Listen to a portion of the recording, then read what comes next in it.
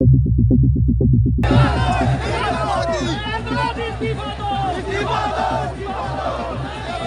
भी तुम्हारा है, सरदार भी तुम्हारा है।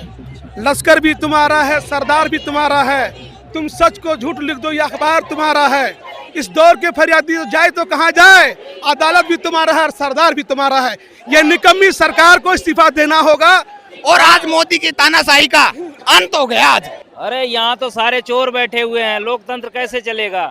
सिस्टम पे कौन बैठा है, उसका इस्तीफा चाहिए। अब तो नरेंद्र मोदी जी का इस्तीफा चाहिए हम लोगों को। विकल्प वाणी, सच्चाई की खोज। दोस्तों, इस समय विकल्प वाणी की टीम दिल्ली के जंतर मंतर पे है। यहाँ पर नौजवानों का सैलाब उठा है। मेरे पीछे आप देखेंगे ये नौजवान हजारों की तादाद में खड़े हो गए हैं और सब एक साथ एक आवाज़ में कह रहे हैं कि धर्मेंद्र प्रधान इस्तीफा दो। देश के प्रधानमंत्री चुप्पी तोड़ो। जिस तरीके से सोनम वांगचुक को उठाया गया, जिस उसके खिलाफ नौजवानों का गुस्सा है। और दूसरी तरफ बैनर लगा हुआ है जिसमें कहा गया है कि भारतीय नागरिक सुरक्षा संहिता के तहत 163 धारा लगाई गई है, जहां 5 लोगों से अधिक लोग नहीं खड़े हो सकते। उसके बावजूद नौजवानों के दिल में पूरी तरह से सिस्टम के खिलाफ गुस्सा नजर आ रहा है। आप देख सकते हैं लगातार नौजवानों का सैलाब बढ़ता जा रहा है। बारिश हो रही है लेकिन उसके बावजूद नौजवान लगातार खड़े हैं, आवाज उठा रहे हैं। और उधर भी देखेंगे आप नौजवान खड़े हैं। दोस्त, पुलिस के रवैये पे क्या कहेंगे? पुलिस के रवैये अच्छे नहीं कर रहे हैं, उनको ऐसा करना नहीं चाहिए। हम लोग देश के भले के लिए कर रहे हैं, ये व्यक्तिगत नहीं कर रहे हैं और युवा के लिए कर रहे हैं, आने वाली पीढ़ियों के लिए कर रहे हैं। ऐसा सरकार को नहीं करना चाहिए। सरकार को हम बनाए हैं, हमारे हिसाब से सरकार को चलना चाहिए। वांगचुक को उठाकर उन्होंने देश की आत्मा पर ठेस पहुंचाया है, उन्होंने देश की आत्मा को चोटिल किया है। अगर उनको इतनी दिक्कत थी, इतनी सोनम वांगचुक के हेल्थ की चिंता थी, तो मनीष वहाँ पर प्रोटेस्ट कर रहा है, मनीष भूख हड़ताल पर है, नेहा भूख हड़ताल पर, उनको क्यों नहीं लेके गया गया? टैबलेट का मालिक कौन होता है? हमारा मंत्री, हमारा प्रधानमंत्री होता है। वो कोई लायबिलिटी लेने के लिए तैयार ही नहीं है, वो अकाउंटेबिलिटी लेने के लिए तैयार ही नहीं है। क्यों नहीं तैयार हो भाई? आपके ही तो मंत्री हैं, आपने ही तो बनाया है ना मंत्री को। वो डिपार्टमेंट आपको कब दिया जाता है? मंत्री प्रधानमंत्री के आदेश पे ही दिया जाता है ना डिपार्टमेंट, वो हटा नहीं सकते। और भी बहुत सारे नौजवान हैं जिससे हम बातचीत करेंगे और सभी के हाथों में प्ले कार्ड है और सभी ने अपनी आवाज़ को बुलंद करने के लिए देश के कोने कोने से, यहाँ देखने को मिल रहा है कि देश के कोने कोने से नौजवान आए हैं, शिक्षक आए हैं, प्रोफेसर आए हैं, यहाँ तक कि बुद्धिजीवी और वकील भी आए हैं। सब के सब एक आवाज़ में धर्मेंद्र प्रधान से इस्तीफा की मांग कर रहे हैं। कोई क्या मांग रहा है? इस्तीफा मांग रहा है एक आदमी का, वो ही नहीं सरकार से हो पा रही है। बताइए, इतने हजारों लाखों लोग आज जंतर मंतर पे पहुंच गए हैं इस्तीफे के लिए। पहले ही सरकार सुन लेती तो इतने लोगों को परेशान नहीं होना पड़ता और सरकार को भी इतना बेइज्जती नहीं सहना पड़ता। सरकार की पूरी जवाबदेही बनती है, क्योंकि सरकार ही तो एजुकेशन पे स्पेंड करती है जो भी करना है। सरकार को सिर्फ नाम बदलने के अलावा कुछ नहीं आता है। शहरों के नाम बदलना, स्कूलों के नाम बदलना। जवाहर नवोदय विद्यालय का जो नाम हुआ करता था वो पीएम श्री कर दिया गया है। बस नाम बदलना योजना चल रहा है इनका, और कोर्स तो कुछ चल रहा नहीं है। सब जुमले करते हैं बस, और कुछ भी नहीं है। 20 लोगों ने लगभग आत्महत्या कर ली, उसके ऊपर कोई जवाबदेही आई है? AIR 2 को ये फूल पकड़ाते हैं कि ये लो, और 20 लोगों के जिनके माता पिता को थोड़ी भी सहानुभूति नहीं है इनके अंदर। आज रियलिटी दिखानी है। आपके हाथ में ये जो पोस्टर है, ये क्या साबित करता है? ये हमारी मैम है जो टीचर थी ऐसा UPSC की। इनकी हत्या इसी बारे में हो गई कि इन्होंने भ्रष्टाचार, नीट में जैसे पेपर लीकों में भ्रष्टाचार इन्होंने सरकार के दिखाए तो इनकी हत्या कर दी गई। हम इंसाफ मांग रहे हैं इनका भी, और छात्र सभी इंसाफ मांग रहा है कि उन 21 बच्चों का भी इंसाफ हो, और धर्मेंद्र प्रधान या सभी कोई भी कैबिनेट मिनिस्टर, सबको अब जवाबदेही तय करनी पड़ेगी। सरकार को जवाबदेही तय करनी पड़ेगी, प्रधानमंत्री को भी जवाबदेही तय करनी पड़ेगी। पैसे देके भेजा पापा ने घर से, देश बर्बादी की राह पे चल रहा है, इस्तीफा लेके। ये होते हैं पेरेंट्स। DGP के सारे मिनिस्टर के बच्चे बाहर पढ़ रहे हैं सर, उनको हमसे मतलब नहीं है। जब मोदी डरता है पुलिस को आगे करता है। सर, सोनम वांगचुक को उठाने का तो कोई राइट बनता ही नहीं था। अगर हाई कोर्ट का बयान भी आता, क्या कहते हैं, उन्हें उठा लिया जाए, तो वो कह रहे थे हमारी मांगे पूरी कर दो। एजुकेशन मिनिस्टर आते, खुद इस्तीफा देते और वहाँ पर आके उनका वोट तुड़वाते, जो भी उन्होंने रख रखा था, कहते हैं फास्टिंग जो भी कर रखे थे 21 दिन का, वो खुद आते और वहाँ आके उसे तुड़वाते, तो वो सही रहता है। एक डेमोक्रेटिक कंट्री में ऐसा होता ही नहीं है सर। आप पुलिस को भेज रहे हो और इतनी बुरी तरीके से उठाया घसीटते हुए लेके गए उन्हें। सर ऐसे थोड़ी होता है, ये तो बिल्कुल वो डिक्टेटरशिप। इस सरकार में हर कोई प्रोटेस्ट कर चुका है, किसान प्रोटेस्ट कर चुका है, ड्राइवर प्रोटेस्ट कर चुके हैं, हर कोई इस सरकार में प्रोटेस्ट कर चुका है, लेकिन इन्होंने आज तक किसी का भी इस्तीफा नहीं लिया। अरे यहाँ तो सारे चोर बैठे हुए हैं, लोकतंत्र कैसे चलेगा? अगर उनके अंदर जरा भी शर्म होती तो आकर के बैठ के बात करते, वो ये छात्रों की समस्या को सुनते। वो ये यहाँ तो सारे लोग चोर बैठे हुए हैं, छुप के बैठे हुए हैं, बाहर निकलने के लिए तैयार नहीं है। और आपको बता दें, ये वही जगह है जिस जगह पर महिला पहलवानों ने आंदोलन शुरू किया था सरकार के उस मंत्री के खिलाफ जिसके ऊपर यौन उत्पीड़न का आरोप था। और आज फिर से जन सैलाब उठा है एक मांग को लेकर कि जिस तरीके से लगातार नीट और तमाम तरह की परीक्षाओं पर लीक हो रहा है, धांधलियां हो रही हैं, उसको रोका जाए और फिर से एक मंत्री का इस्तीफे की मांग की जा रही है। ये दोनों ही मुद्दे ये क्या दिखाता है कि हमारे देश में जवाबदेही नहीं है। सरकार में जो चुन के आते हैं वह लगातार कुछ भी करते हैं, लेकिन जनता के प्रति वो जवाबदेह नहीं होते हैं। आज जवाबदेही की आवाज़ यहाँ से उठ रही है और जनता ये कह रही है कि सरकार जिसका काम है अपनी प्रजा के प्रति जवाबदेह होना, उसे जवाबदेह होना पड़ेगा। और जिसने गुनाह किया है, जिसने पेपर लीक किया है, जिसकी जवाबदेही थी पेपर लीक को रोकना, उन्होंने नहीं रोका है तो उन्हें इस्तीफा देना पड़ेगा। लश्कर भी तुम्हारा है, सरदार भी तुम्हारा है। लश्कर भी तुम्हारा है, सरदार भी तुम्हारा है। तुम सच को झूठ लिख दो, यह अखबार तुम्हारा है। इस दौर के फरियादी जाए तो कहाँ जाए? अदालत भी तुम्हारा है और सरदार भी तुम्हारा है। यह निकम्मी सरकार को इस्तीफा देना होगा। आए दिन नीट के पेपर लीक हो रहा है और नौजवान छात्र अपने आत्महत्या कर रहे हैं, इंसाफ के लिए लड़ाई लड़ रहे हैं। नरेंद्र मोदी कान में चूं से चाय नहीं हो रहा है। नरेंद्र मोदी सत्ता में आए थे 5 करोड़ रोजगार देने के लिए, शिक्षा की देने व्यवस्था सुधारने के लिए, ना कि स्टूडेंट की हत्या करने के लिए आए थे। ये हत्यारी सरकार है और धर्म पंधार को इस्तीफा देना होगा, हर हालत में देना होगा। मैं कहना चाहता हूँ कि जो हमारे मिनिस्टर हैं, एजुकेशन मिनिस्टर, वो एकदम स्पाइनलेस है, उनके अंदर रीढ़ की हड्डी नहीं बची है, वो खाली एक पद निभा रहे हैं। बाकी यूथ का आप हाल देखो कैमरा घुमाकर क्या हाल हो रखा है। उसके बाद इतनी चीज़ें जाम करने के बाद रेलवे मेट्रो वगैरह, तब इतनी भीड़ यहाँ पर आ गई है। तो आप समझ सकते हो इस तरीके से गवर्नमेंट के ऊपर क्या प्रेशर बन रहा होगा और किस तरीके से वो यूथ को दबाना चाहते हैं, लेकिन अब ऐसा हो नहीं पाएगा। सारा जवाबदेही सरकार की है। अकाउंटेबिलिटी क्या है? छोटे छोटे 20 साल के बच्चे अपनी जान दे रहे हैं, किस वजह से? क्योंकि उनको एक अच्छी नौकरी, अच्छा एजुकेशन चाहिए था, वो यहाँ पे इस देश में नहीं मिल पा रहा, तो वो क्या करेंगे? या तो देश छोड़ें या फिर या अपनी जान दें। सिस्टम में सुधार चाहिए सर, इस्तीफे से कुछ नहीं होगा, सिस्टम में सुधार चाहिए। ये बच्चे इतनी मेहनत करते हैं, रोजगार के लिए घूम रहे हैं, पढ़ाई करते हैं, और वो 1 मिनट में कह देते हैं कि बस पेपर कैंसिल हो गया। क्या है ये सब? बच्चों के भविष्य के साथ खिलवाड़ हो रहा है।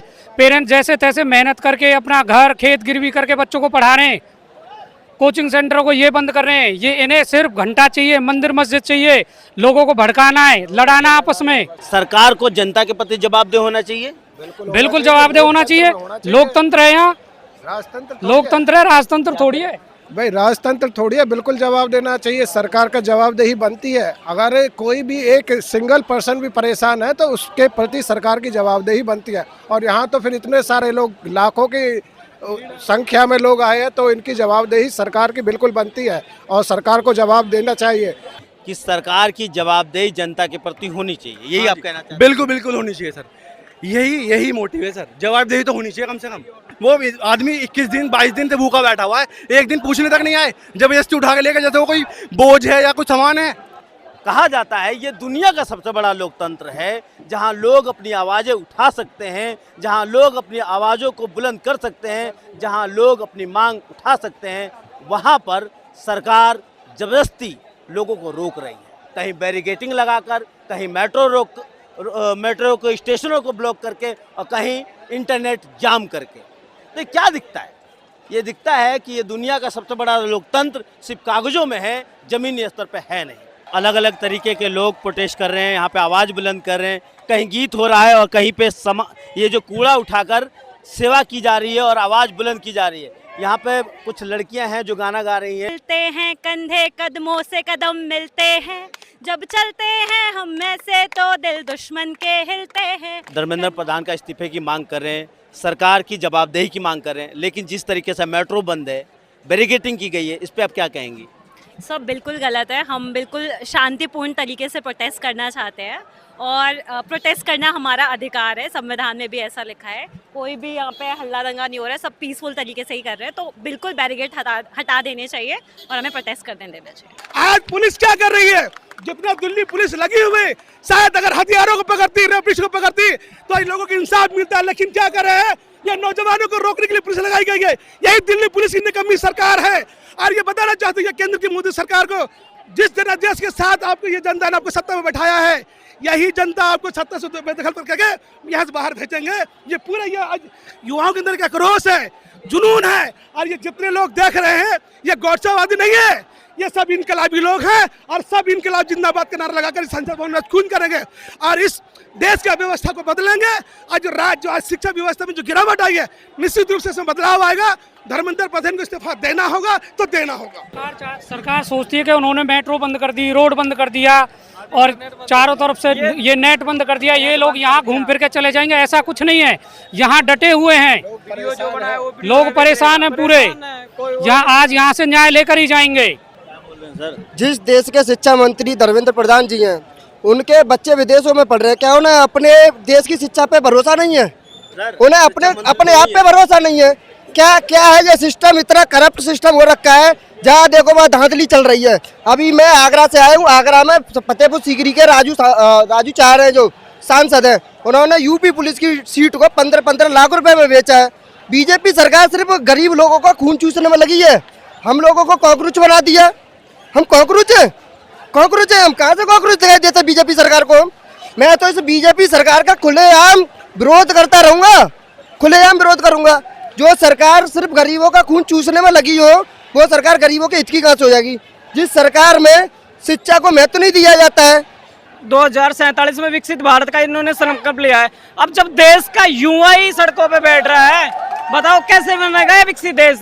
आप खुद देख लो, पेपर लीक हो रहा है, लीक पे लीक हो जा रहे हैं। क्या हो गया इस देश का? आप जिस देश के अध्यापकों को स्कूल में और कोचिंग सेंटरों में बच्चों को शिक्षा देनी चाहिए, वो भी तो प्रोटेस्ट करने पे उतरते हैं। बच्चों को पढ़ना चाहिए, वो बच्चे अपने हक और अधिकार के लिए सड़कों पे उतर रहे हैं।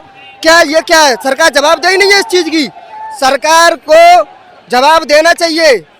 सोनम सर का फोटो लेके आए हैं और जिस तरीके से पुलिस ने उठाया उनको, उसके बारे में आप क्या कहेंगे? इस तरह से उठाना बिल्कुल गलत है, ऐसे उठाना बिल्कुल भी सही नहीं है। किसी को अगर बीमार भी है, उनकी तबीयत सही नहीं था, तो एक कायदा होता उठाने का, आप प्रॉपर तरीके से पहले जांच लेते, उसके बाद अगर कोर्ट का आदेश भी था तो आप उसको कोर्ट के आदेश को मानते हो अच्छे तरीके से भी ले जा सकते थे। ऐसे ले गए जैसे वो कोई गुंडा हो, कोई बदमाश हो, कोई आतंकवादी वगैरह हो, वो तो बिल्कुल सही काम कर रहा था, तो फिर आप उसको इज्जत से लेके जाते। तो हमारे लिए भी लगता है कि चलो उनकी हेल्थ को ध्यान में रखते हुए अच्छे से लेके गया, लेकिन इस तरह से लेके जाना बिल्कुल गलत है।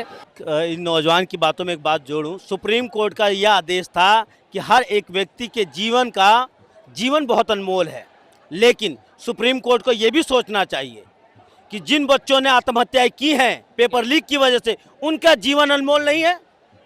क्या उसके लिए धर्मेंद्र प्रधान जी को जवाबदेह नहीं होना चाहिए? देश के प्रधानमंत्री जो हर बार कुछ ना कुछ ट्वीट करते हैं, उन्हें ट्वीट नहीं करना चाहिए?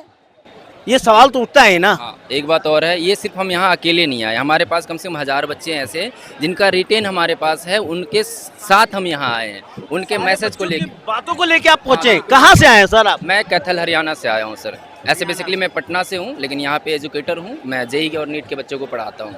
सही गलत अगर हम सिखा रहे बच्चों को, तो उसके लिए सही गलत के लिए हमें खड़ा भी होना पड़ेगा। और हम कहते हैं जितने भी एजुकेटर हैं उनको भी खड़ा होना चाहिए। बड़े बड़े कोचिंग इंडस्ट्री है, उनके काफ़ी कम लोग आए हैं, उसको आना चाहिए। आप अपने बच्चों के अगर अच्छी चीज़ सिखा रहे हो, तो उसके खिलाफ अगर अन्याय हो रहा है तो आप नहीं खड़े होंगे तो कौन खड़ा होगा?